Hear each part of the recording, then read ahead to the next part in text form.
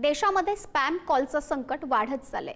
वर्षभरात 4,000 कोटीहून अधिक स्पॅम कॉल्समुळे भारतीयांचे हजारो कोटी रुपये धोक्यात आलेत। तुम्हाला सुद्धा असे स्पॅम कॉल्स येतात, यापासून कसं वाचायचं पाहूयात हा स्पेशल रिपोर्ट।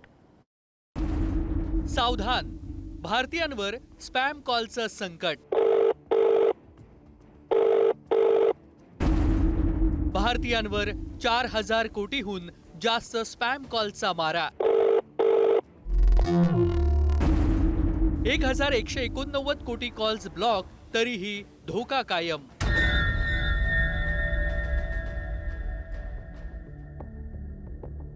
तुम्हीही दिवसभरात येणाऱ्या नको त्या कॉल्सनी त्रस्त आहात का?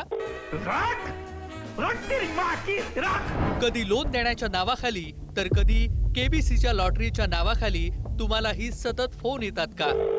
तर सावधान, कारण नुकत्याच आलेल्या ट्रू कॉलरच्या एका धक्कादायक अहवालानुसार 2025 या एकाच वर्षामध्ये भारतीयांना तब्बल 4,000 कोटीहून अधिक स्पॅम कॉल्स आलेले आहेत। हा आकडा बघून कुणाचेही डोळे विस्फारतील। हे स्पॅम कॉल्स फक्त मार्केटिंगसाठी नसतात, तर यातले अनेक कॉल्स हे सायबर फ्रॉडचा भाग आहेत। बँकिंग फ्रॉड, फेक इन्शुरन्स आणि आता तर एआयचा वापर करून ओळखीच्या आवाजात फोन करणं असे प्रकार वाढू लागलेत। 2025 मधील ट्रू कॉलरच्या अहवालानुसार भारतीयांचे हजारो कोटी रुपये या स्पॅम कॉल्समुळे धोक्यात आलेत। तर यातील धक्कादायक बाब म्हणजे भारतीयांनी सरासरी 21.7 लाख तास फक्त हे कॉल टाळण्यासाठी किंवा ब्लॉक करण्यासाठी खर्च केलेत। पण यावर उपाय काय? आपण स्वतःला कसं वाचवू शकतो पाहूयात। मोबाईलमधील स्पॅम प्रोटेक्शन फीचर नेहमी ऑन ठेवा। अनोळखी नंबरवरून येणाऱ्या कॉलवर तुमची वैयक्तिक माहिती किंवा OTP शेअर करू नका। संशयास्पद कॉलची तक्रार चक्षुक पोर्टलवर किंवा 1930 या हेल्पलाईन नंबरवर करा।